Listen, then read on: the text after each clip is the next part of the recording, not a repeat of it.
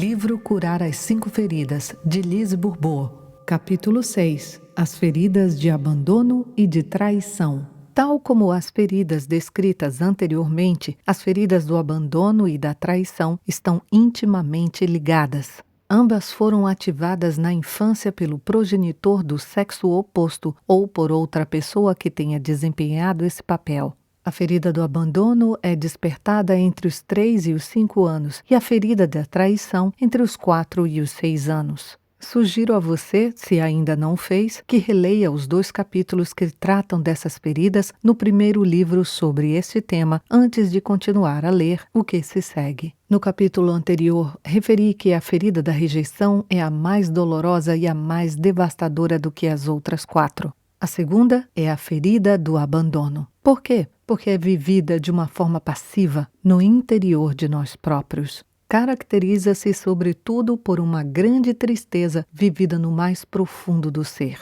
Já muitas pessoas me disseram: me sinto tão triste às vezes e não faço ideia por quê. Me parece que eu tenho tudo para ser feliz, uma boa relação, uma carreira, filhos saudáveis, etc. Por que é que essa tristeza me invade de repente? Eu a sinto em todo o meu corpo. Se você reconhece esse estado de tristeza em você, é um aviso de que a ferida do abandono está mais presente do que você julga. É bem possível de que você não queira ter consciência disso para não sofrer e que você execute muitas ações te deixando crer que tudo está bem. Ter uma vida social ativa é um exemplo. Mas quando a tristeza já não se consegue abafar, ela volta à superfície em certos momentos. Quando você ganha consciência de que ela volta regularmente, é porque já é tempo de aprender a gerir a tua ferida do abandono, aceitando-a e passando a ação para te ajudar a reduzi-la pouco a pouco. Não precisa de te resignar e de acreditar que você tem de viver assim para o resto da vida. A maior dificuldade para as pessoas que sofrem do abandono é que o seu ego lhes faz crer que nunca recebem suficiente atenção, o alimento afetivo. Pouco importa os meios utilizados para receber a atenção. Estão convencidas de que poderiam e deveriam receber mais. Amam-se tão pouco que não deixam de procurar provas de amor da parte dos outros. É o que explica que uma pessoa influenciada pela sua ferida do abandono possa, quando come, ingerir grande quantidade de comida sem se aperceber de que o seu corpo já não precisa. Nesse caso, essa pessoa não irá ganhar peso devido à sua carência psicológica e à sua atitude interior que diz: estou carente, não recebo provas de amor suficientes. Já referi que quando a ferida do abandono é ativada, a reação é geralmente expressa de uma forma passiva. No caso da traição, a reação é mais expressiva, mais forte. Tomemos o exemplo de uma menina que se sente abandonada pelo seu pai, que está pouco presente, porque passa mais tempo com o seu filho, ou com a mulher, ou até com o trabalho. Sente-se sozinha, quer acarinhar o pai, ter a sua atenção e parece não ser o suficiente quando ele lhe a dá e lhe chama queridinha. Está muito mais em contato com o que lhe falta do que com o que recebe. Utiliza muitas vezes meios sutis para satisfazer a sua necessidade de atenção e de apoio. Se o seu pai não lhe demonstra nenhum sinal de afeto ou de atenção, a sua ferida será ainda mais dolorosa. Quando é invadida por essa sensação de abandono, vai chorar no quarto porque não se sente verdadeiramente amada. Mesmo que encontre maneira de receber a atenção dos outros, sente, apesar de tudo, uma profunda tristeza quando não é o seu pai ou aquele que desempenha o papel de pai que colmata a sua necessidade de atenção. Quando tem problemas com a mãe, deseja que o pai tome seu partido. Se ele não o faz, sente-se não só rejeitada pela mãe, mas também abandonada pelo pai. Ela pode igualmente utilizar a doença para atingir os seus fins. No entanto, mesmo neste caso, é muito provável que o seu pai encontre desculpas para não tratar do assunto. Dirá, por exemplo, que as mães é que sabem tratar melhor de um filho doente ou que não pode ir ao hospital porque lá se sente mal. Ela pode ir criando doenças cada vez mais graves. A pobre criança não sabe que tem de tratar da cura da sua ferida e que é por isso que atrai esses comportamentos do pai. O que ativa mais essa ferida é que a criança desenvolve um forte complexo de Édipo. Esta menina irá colocar o pai num pedestal, quer ele lhe dê ou não a atenção de que ela precisa. Ela não se percebe de que é a sua própria falta de amor que a leva a procurar tanto amor lá fora. A ferida da traição é ativada quando ela começa a exprimir cólera em pensamento ou em palavras. Como é que um pai que diz me amar pode agir assim? Por que é que ele me chama de seu tesouro se nunca tem tempo suficiente para mim? Não percebe como o amo? Gostaria tanto que ele me desse mais atenção. A menina não compreende que ele não lhe dê mais atenção quando ela faz tudo para ser simpática e mais amada. Acima de tudo, não compreende a diferença entre o que ele diz e o que ele faz, e o que ela julga receber da sua parte. Se sente traída a partir do momento em que as suas expectativas não são satisfeitas e a fazem sentir cada vez mais raiva, ela começa a adotar um comportamento mais reativo. Se a menina não recebe qualquer sinal de afeto ou de atenção, existem fortes possibilidades de que a sua revolta venha mais rapidamente à superfície. Ela não compreenderá por que é que um pai, que é suposto amar o seu filho, nunca o demonstra. O controlador tem duas maneiras de expressar a sua cólera, procurando manipular o outro de uma forma bastante dissimulada ou de uma forma mais visível, mais forte, manifestada com agressividade. Alguns utilizam as duas alternadamente e outros utilizam mais um comportamento do que outro. No exemplo anterior, a jovem pode manipular dissimuladamente, mentindo ao pai, fazendo-lhe promessas que sabe que não vai cumprir, dizendo o que ele quer ouvir, continuando a fazer o que quer. Pode se tornar agressiva, ter crises, provocar o pai para reagir, desobedecer, ser arrogante, acusá-lo de ser egoísta e insensível, evitá-lo, etc. A sua ferida de traição será cada vez mais evidente. O controlador utiliza quer a manipulação dissimulada, quer a manipulação agressiva para atingir os seus fins. Ao chegar à idade adulta, essa pessoa terá dificuldade em confiar no seu parceiro. Este não compreenderá que a sua companheira possa ser por vezes muito amorosa e dependente dele e subitamente mudar a ponto de se tornar agressiva. A ferida da traição incita a desenvolver numerosos meios para ter controle do outro, usando a máscara do controlador. Por quê? Por medo de ser abandonado. Esse medo é geralmente inconsciente e por isso a pessoa controladora se acha muito independente e não poderia confessar que sofre dele. Os seus comportamentos de controle ajudam-na a não sentir a dor da sua ferida do abandono. Ela não sabe que duplica o seu sofrimento. Não só tem medo de ser abandonada, como desenvolveu igualmente o medo de ser traída. Já foi referido no primeiro capítulo que a máscara de controlador se distingue nas mulheres pela força e volume nas cadeiras e nos homens pela força e pelo volume dos ombros. Por que é que isso é visível de forma diferente conforme os sexos? Porque as cadeiras da mulher representam a parte do corpo que transporta e protege o filho. No homem são os ombros largos e os músculos que servem para proteger. Os seus corpos parecem querer exprimir as pessoas do sexo oposto. Você está vendo que eu sou uma pessoa forte? Que eu posso te proteger? Comigo você não tem que se preocupar com nada. Eu vou tomar conta de você. Mesmo que seja isso que eles tentam provar, a sua força não é vista como proteção, mas como controle e falta de confiança.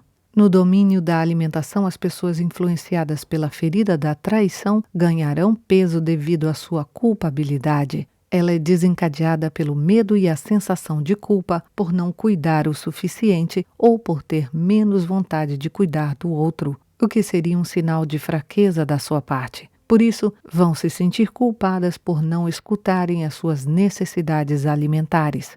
No caso das mulheres, o excesso de peso localiza-se sobretudo no ventre, nos quadris e nas coxas, enquanto os homens engordam mais na parte superior do corpo. Se o homem controlador quiser também maternalizar, ganhará peso no ventre. Referi anteriormente que começamos por sentir o medo de sermos abandonados e que pouco a pouco a ferida da traição se manifesta. Contudo, aqueles que, de acordo com seu plano de vida, têm de desenvolver uma ferida do abandono mais importante, adotarão maioritariamente os comportamentos associados a essa ferida. A sua ferida da traição existe, ainda que menos presente e evidente. Irão vivê-la de uma forma mais sutil. Podem, por exemplo, ter muita dificuldade em manter uma relação amorosa duradoura. Acusarão facilmente o seu parceiro de todas as maldades, enquanto eles, por sua vez, não confiam. Alguns podem também fazer observações que se destinam a fazer crer aos outros e a eles mesmos que são mais felizes sozinhos.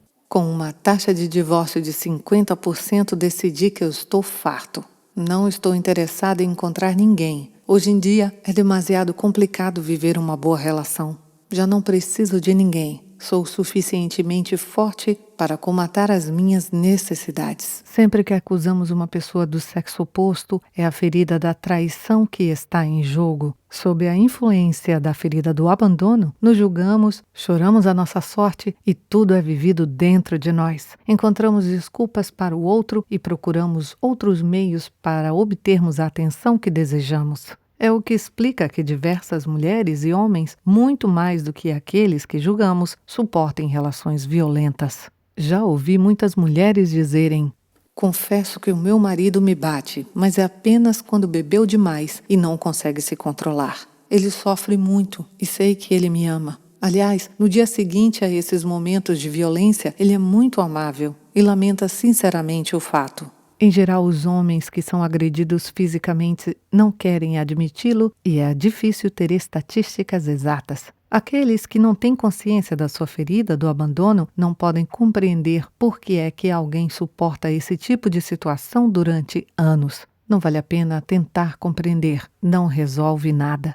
É melhor sentir compaixão por todas as pessoas que sofrem e isso vai te ajudar a curar a tua própria ferida do abandono, mesmo que ainda não consigas admitir que você a tem.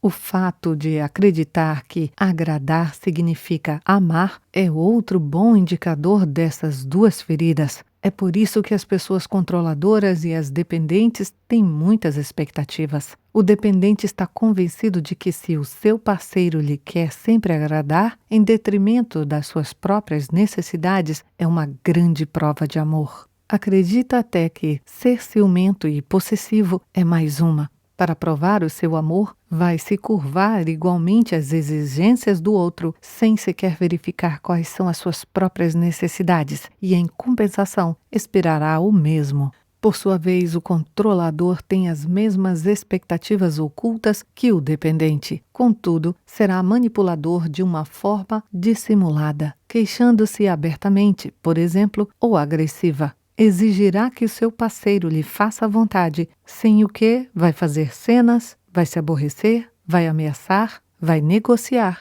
ou vai seduzir.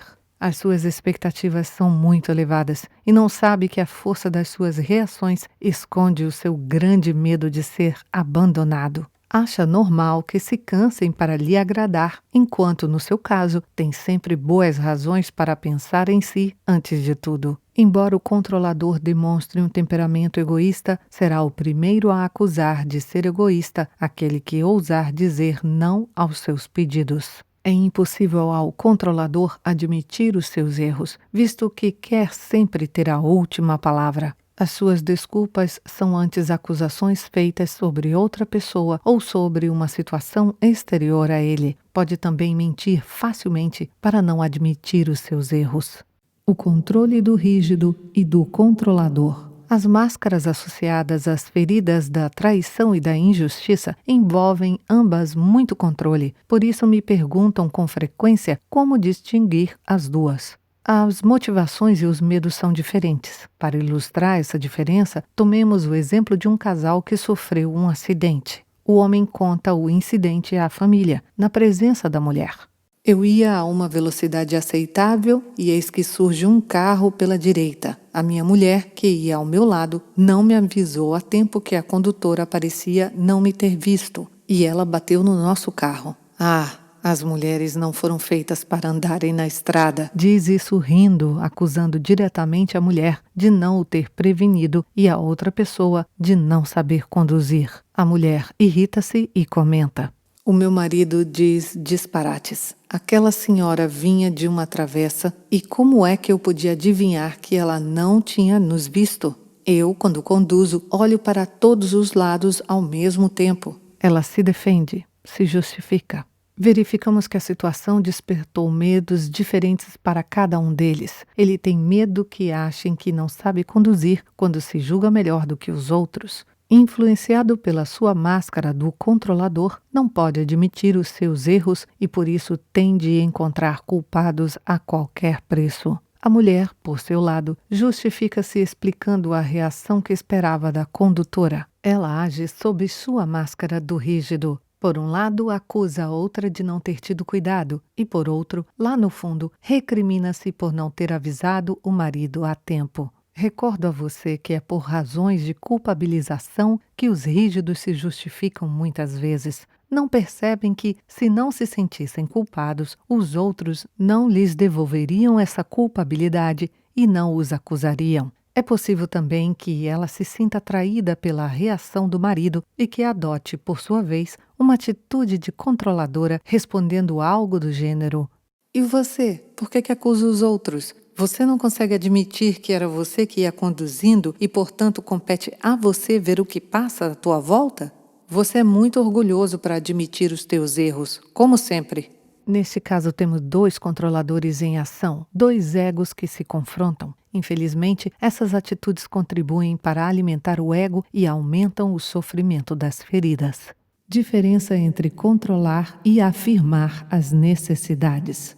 É muito importante afirmarmos as nossas necessidades em vez de esperarmos que os outros as adivinhem. Infelizmente, a maioria das pessoas não sabe como fazê-lo. O dependente e o controlador têm, em geral, grande consciência das suas necessidades e estão convencidos de que se exprimem muito bem quando não é esse o caso. O dependente faz os seus pedidos queixando-se e esperando que o outro adivinhe o que ele realmente quer. Se o outro compreende as suas necessidades por telepatia, iria lhe provar a que ponto é amado. O controlador, pelo seu lado, faz as suas exigências dando ordens, espera que o outro compreenda instantaneamente o que ele quer e lhe obedeça para provar o seu amor.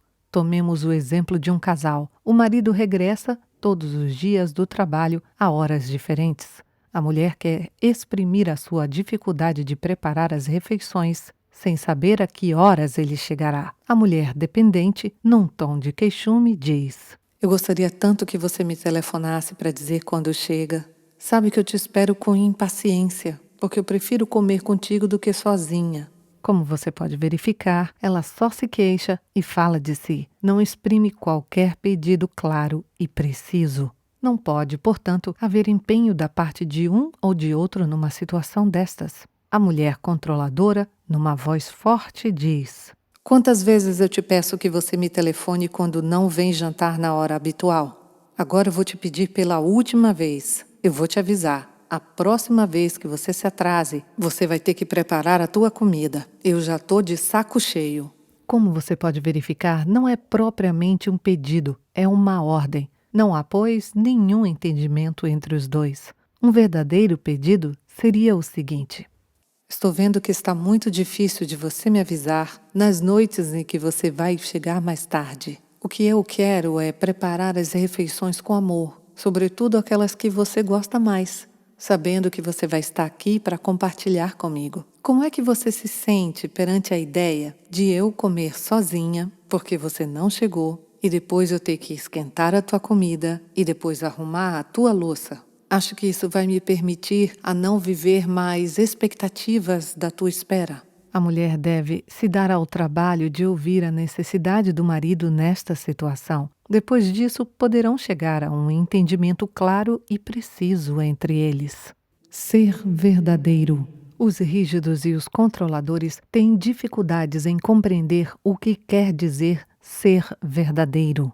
Segundo a definição que utilizamos na formação de Escuta o Teu Corpo, ser verdadeiro significa pensar, agir, dizer e fazer a mesma coisa. Isso não nos obriga a dizer tudo o que pensamos e sentimos. Para sermos verdadeiros conosco e com os outros, devemos agir em função das nossas palavras e dos nossos atos. É importante, sobretudo, nos lembrar de que quando somos verdadeiros, não há emoções nem acusações. Citamos apenas fatos e agimos em função do que somos. Quando ousamos ser verdadeiros, apesar de isso poder desagradar a outra pessoa, esta não irá ficar zangada conosco. Pelo contrário, irá nos respeitar pela nossa coragem de sermos autênticos. Contudo, quando somos influenciados pela ferida da injustiça ou da traição, temos uma falsa noção da verdade. Acreditamos que o fato de dizermos tudo o que pensamos, sem que o outro nos tenha pedido, é ser verdadeiro. Me recordo de ter agido assim numerosas vezes com o meu primeiro marido, quando queria pôr os pontos nos is. Organizava um jantarzinho para conversarmos à luz de velas, me achando verdadeira, e lhe contava o que estava acontecendo. Tudo o que eu dizia tinha como única finalidade mudá-lo para que eu me sentisse melhor. Era, pois, a parte controladora em mim que tinha se destacado, deixando Monchette falar. Eu não era verdadeira, apenas exprimia o meu descontentamento. O rígido age assim com uma pessoa do mesmo sexo. Se acha verdadeiro, pondo os pontos nos is com ela, quando na realidade a julga como sendo injusta e a deseja mudar. Ser verdadeiro numa situação de descontentamento é ser capaz de exprimir o que pensamos e sentimos, verificando como o outro se sente também. É assumir a responsabilidade dos nossos medos e dos nossos desejos. É querer exprimir-se, sobretudo, com o objetivo de encontrar uma solução que poderá convir às duas pessoas. Exemplos de feridas de abandono e de traição ativadas. Os exemplos que se seguem permitirão fazer a diferença entre os comportamentos influenciados pelo ego, ou seja, quando uma pessoa põe uma máscara, e os seus comportamentos quando se mantém centrada, que são os que vêm do coração. Será explicado como, numa mesma situação, é possível sentir uma ferida sem deixar que a máscara leve o melhor, o que proporciona um bálsamo de cura. Explicando como falar ao ego, utilizarei neste capítulo os nomes de Canta e Monchette e sugiro a você que o substitua pelo nome que você deu ao teu. Volto ao exemplo referido no terceiro capítulo. A propósito, é o que eu estou passando com meu filho. A minha ferida da traição foi ativada por cada um dos investimentos nos projetos que ele abandonou antes de ter concretizado. Esta ferida é fácil de conhecer porque se sente uma cólera impossível de ignorar e acusa a pessoa do sexo oposto. Como achava que estas situações me causavam demasiado sofrimento, prometia todas as vezes não voltar a ajudá-lo daquela maneira. Dizia para mim mesma: nem que ele me suplique de joelhos, não vou fraquejar. Prefiro ser julgada por qualquer coisa do que me colocar numa situação que me faz passar por tanta decepção, raiva e sofrimento. O tempo passa e já está ele metido outra vez em outro projeto que parece tão excitante e promissor, e eu digo para mim mesma: e por que não? Talvez ele tenha mudado e dessa vez vá até o fim e não desista antes que esteja no caminho do êxito. Como você vê, as minhas expectativas estavam muito presentes nessas situações. Referi anteriormente que decidi ajudá-lo no seu projeto atual e a minha intenção é diferente neste momento. Há muito tempo que tomei consciência de que meu filho está na minha vida para me ajudar na cura da minha ferida da traição, mas está difícil. Eu só vou saber que consegui no dia em que não tiver mais expectativas em relação a ele. Isso não quer dizer que não tenha esperança de que o seu projeto se conclua e perdure, mas ao mesmo tempo quero ser capaz de estar bem e de não me irritar se um dia ele me anunciar que mais uma vez vai desistir. Cada investimento que fiz por ele foi minha própria opção. Ninguém me forçou a isso. Compete, então, a mim assumir a minha decisão de ajudar o meu filho, de o apoiar num dos seus sonhos. E isso não significa necessariamente que ele venha a ter êxito e que corresponda às minhas expectativas. Demorei vários anos até conseguir confessar a mim mesma e ter consciência de que essas situações de traição magoavam tanto porque tocavam, sobretudo, na minha ferida do abandono. Todas as vezes que o meu filho me fez uma promessa e que não cumpriu, além de me sentir traída, sentia também que ele me abandonava como mãe. Devido à minha máscara e ao meu ego, dizia a mim mesma: acho que se ele me amasse um pouquinho, ele ia se esforçar mais para cumprir a sua palavra. Ele sabe como isso ia me dar prazer. Como é que se pode agir assim com alguém que se ama? Você reconhece o que Mushete estava me dizendo, não é verdade? Eu nunca agiria assim, sobretudo com uma mãe que fez tudo para me ajudar. Que ingrato, não tem coração. Quanto a mim, ter coração é reconhecer que o meu filho é como é, passa de um projeto para o outro. É um inventor que tem novas ideias constantemente e sempre foi assim. Sei que cada um pode, se quiser, mudar de atitude a um dado momento, porém ninguém pode tomar a decisão pelo outro. O meu filho sofre de uma ferida da traição tão importante como a minha, e enquanto ele não aceitar o fato de me trair, nada mudará para ele. Só ele pode conseguir. Quanto a mim, devo tratar a minha própria ferida e admitir que, em muitas outras circunstâncias, ele se sentiu traído pelos meus comportamentos.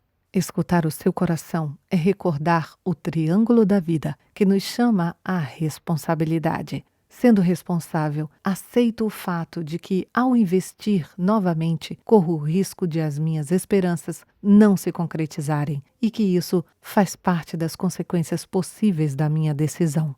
Assim, não sofrerei emoções, não sentirei cólera. Não acusarei o meu filho, nem me acusarei de ter sido ingênua e de tê-lo ajudado novamente, apesar da minha promessa de não voltar a fazê-lo. Quando antes ficava zangada comigo, sofria com a minha própria traição. Não cumpria a promessa que fiz a mim mesma, tal como o meu filho tinha feito. É isso que respondo a Mushete quando volta à tona, para me fazer duvidar de mim ou do meu filho. Estou ouvindo bem o que você está me dizendo, Mushete. Sei que você quer me ajudar a sofrer menos e que não está de acordo com o fato de eu continuar a ajudá-lo, apesar das minhas decepções passadas. Eu agradeço a você por querer me ajudar a sofrer menos e reconheço a tua boa intenção. Porém, eu quero ser capaz de ajudá-lo, sem ter expectativas e, sobretudo, de aprender a me aceitar e aceitar o meu filho, ainda que as coisas não aconteçam como eu quero. Quero aprender a deixá-lo livre, em vez de querer controlá-lo. Quero permanecer em contato com a minha boa intenção e não com os resultados que vão sair daí. Sobretudo, você não se preocupe comigo, porque eu sei que eu sou capaz de assumir todas as consequências da minha decisão.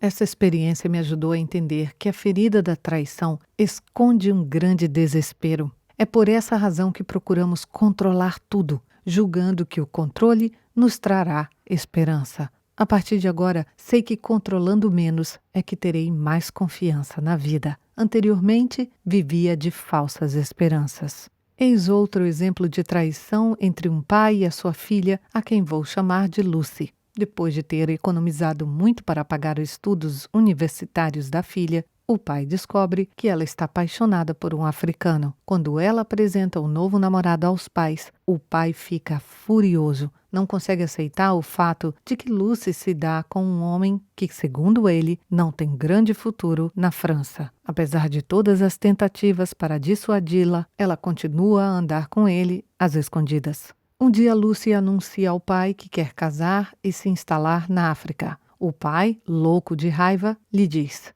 se você se casar com ele, você pode ter certeza de que a tua mãe e eu não vamos ao casamento. E depois, eu não te considero mais como minha filha e não quero te ver mais.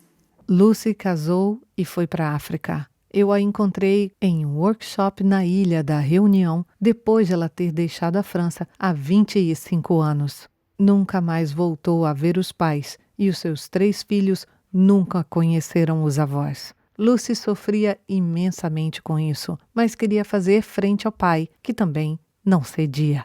Podemos observar facilmente as feridas da traição de ambos nesse exemplo e a sua máscara muito forte de controlador. Enquanto assistia ao workshop sobre as feridas, Lucy não conseguia conceber que o pai pudesse ter se sentido traído. Contudo, sempre que uma relação de amor é quebrada pela cólera, isso indica sistematicamente uma ferida da traição importante. Só o controlador consegue ter força para lutar durante tanto tempo, querendo vencer a todo custo e esperando que o outro quebre e dê o primeiro passo para se desculpar. Quando cheguei, perguntei a Lucy: como você acha que teu pai se sentiu quando a sua filha adorada, por quem lhe fez tantos sacrifícios para lhe pagar os estudos prolongados, na esperança de uma bela carreira, decidiu pôr de lado os seus diplomas para seguir com o marido?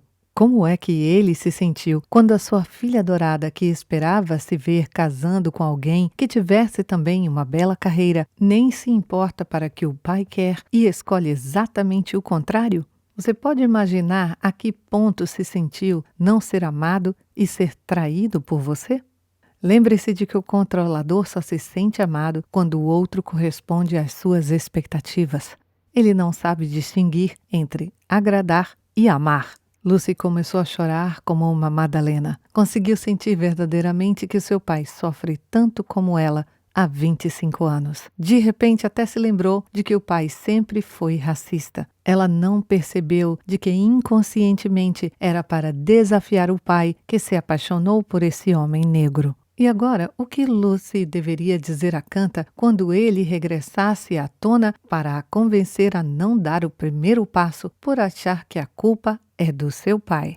Sabe, Canta, há 25 anos que eu te ouço dizer a mesma coisa e durante esse tempo estive de acordo contigo. Sei que a tua intenção é boa, que você está convencido de que se eu não voltar a ver meu pai, isso vai me proteger de mais sofrimento. Você tem razão. Pode acontecer que a minha iniciativa para voltar a ver o meu pai não ocorra de acordo com as minhas expectativas. Mas eu sei que eu já não posso continuar mais assim, porque eu sofro de uma outra maneira. Eu percebo agora que meu pai e eu sofremos da mesma ferida da traição e eu quero viver a experiência de fazer as pazes com ele. Eu estou pronta para assumir todas as consequências. Portanto, você não tem que se preocupar comigo. Eu só te peço que me observes e me deixes viver essa nova experiência. Agora é a minha vez. Você já fez o suficiente durante todo esse tempo e eu te agradeço. Lucy me falou também da rejeição e injustiça que vivia na relação com sua mãe. As duas falam por telefone algumas vezes por ano, às escondidas. Lucy queria que a mãe fosse mais forte e que se afirmasse, confessando ao marido o seu desejo de conhecer os netos.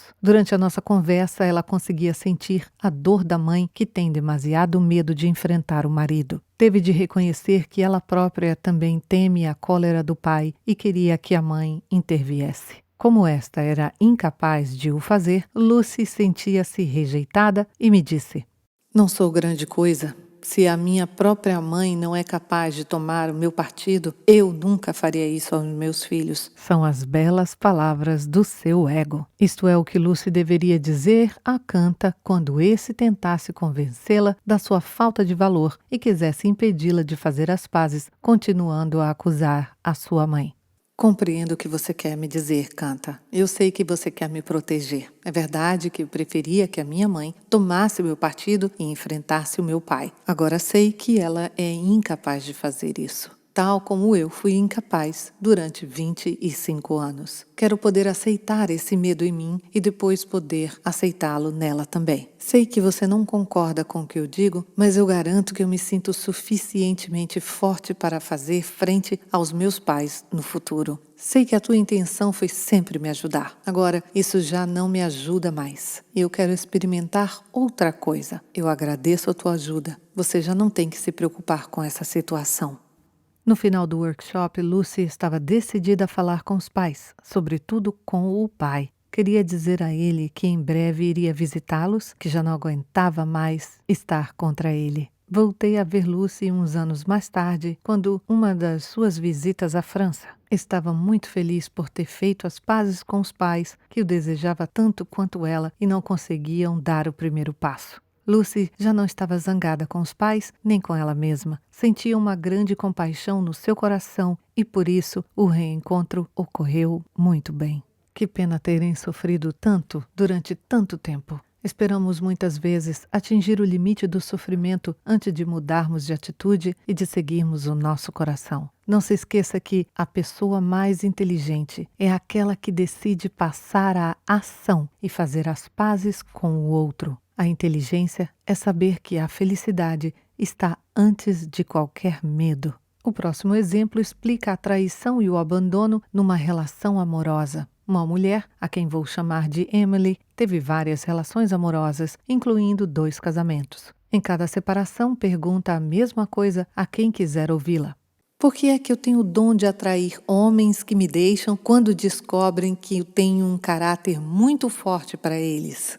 Podemos facilmente reconhecer o seu ego que quer lhe fazer crer que a culpa não é sua e que todos esses homens são fracos demais. Por isso, ela sofre um abandono atrás de outro, devido à sua máscara do controlador. Apressa-se a atribuir culpas aos homens. O mais feliz nessa situação é Canta, que se julga importante e forte, e sopra esses tipos de palavras a Emily. Mais uma prova de que você é forte. Esses pobres homens não chegam nem aos teus pés. Quando é que eles vão acordar? Será que existe algum homem à tua altura? Enquanto Emily não quiser assumir a sua responsabilidade e admitir que os comportamentos dos seus parceiros não são mais do que um reflexo de si própria, não poderá haver mudanças nas suas relações. Para consegui-lo um dia, terá de mudar de direção. Um excelente meio para descobrir o que ela não aceita de si mesma é observar o comportamento dos homens da sua vida, utilizando a técnica do espelho explicada no último capítulo. Segundo seu discurso, é evidente que ela não aceita a fraqueza deles. Quando ela se permitir ser também fraca, sem se julgar nem criticar, poderá sentir compaixão por um cônjuge. Será então que aceitará verdadeiramente esse estado de ser em si mesma. Na verdade, é apenas pela aceitação que podemos conseguir transformar-nos e, sobretudo, transformar uma situação difícil numa situação agradável. Você pode imaginar que em cada relação que termina em abandono, Canta se apressa a dizer a Emily: "Tá vendo o que está acontecendo com você? Mais uma relação que termina do mesmo modo? Isso é porque você não me ouviu e voltou a se comprometer. Você ainda não sabe que depois de todas as experiências, você não pode confiar nos homens? Eles se consideram tão superiores às mulheres que não conseguem viver com uma pessoa forte como você. Por que é que você não decide de uma vez por todas que você está melhor sozinha e que você não precisa de nenhum homem na tua vida?" Canta não pode conhecer as verdadeiras necessidades de Emily, que são aprender a gostar de si mesma e se aceitar através de uma relação amorosa. O seu ego não tem forma de conhecer o plano de vida de Emily, só conhece o que está registrado na sua memória. O ego não sabe viver no momento presente, só conhece o passado, repete interminavelmente o mesmo filme. É isso aqui que Emily deve dizer a Canta quando ouve o seu discurso. Compreendo que devido às minhas experiências você acha que todos os homens são parecidos. Eu sei que você tenta me convencer a não me envolver em novos relacionamentos porque você quer me proteger do sofrimento de ser abandonada. É verdade que isso me faz sofrer cada vez mais. Porém, eu vejo que eu não aceito essa ideia de me ver sozinha para sempre. Por isso, eu quero viver uma outra experiência, a de mudar de atitude interior. Por isso eu tenho de me encaminhar em outra direção que não aquela que você acha que é melhor para mim. Aprendi que os meus relacionamentos dolorosos se repetem porque não aceito ser eu mesma fraca. Não o compreendi antes, porque fiz tudo para mostrar ao mundo inteiro o quanto eu sou forte. Hoje eu percebo que sou forte e fraca e que tenho o direito de ser as duas coisas. Isso vai me ajudar a aceitar não só as forças dos homens que vou conhecer, mas também as suas fraquezas. Eu sei que você não está de acordo com a minha decisão, mas eu peço a você que me deixe viver a minha experiência, porque eu sou suficientemente forte para assumir todas as consequências. Você já não precisa tentar me proteger para eu não sofrer mais. Eu te agradeço o que você tem feito até agora. Eu sei que a tua intenção sempre foi sincera. Só resta você descansar e me observar. Pouco a pouco, a força de viver a experiência de sermos influenciados pelo nosso ego e de conseguirmos depois recentrar-nos torna-se mais fácil seguirmos o nosso coração. Aprendemos a viver o tipo de situações referidas observando-as. Após alguns momentos de reação ao sofrimento causado pela ferida, podemos respirar fundo e dizer: estou percebendo de que essa situação ou essa pessoa acabou de tocar na minha ferida do abandono e ou da traição. Eu me permito ser humano e ter ainda feridas a curar. De momento, eu me sinto abandonada, abandonado ou traída, traído. Um dia eu vou chegar ao ponto em que esse tipo de situação me fará sofrer cada vez menos. Graças a esta maneira de gerir as tuas feridas, observas o que vives e verificas que não é bom nem mal, é simplesmente humano. Em vez de te julgares, de te criticares e de julgares os outros, permita-se ter ainda feridas, como todos os seres humanos. Assim, será cada vez mais fácil dialogar com o Canta e partilhar com os outros aquilo que você sente. Antes de prosseguir, sugiro que você faça o mesmo com as feridas do capítulo anterior. Durante alguns dias, tome nota de todas as vezes em que você usa tuas máscaras de dependente e de controlador, porque as tuas feridas do abandono e da traição estão ativadas. Isso vai te ajudar a se tornar mais consciente do que o teu ego te diz. Pensa também em escrever o que você decide responder ao teu ego. Com a prática continuada, isso vai se tornar cada vez mais fácil, até que dialogar com ele se tornará um reflexo automático. Sobretudo, dedique-se a distinguir a diferença entre a forma como você se sente antes e depois de ter dialogado com Canta e de lhe ter agradecido. Você poderá, assim, sentir verdadeiramente a felicidade de ter sido capaz de te centrar de novo.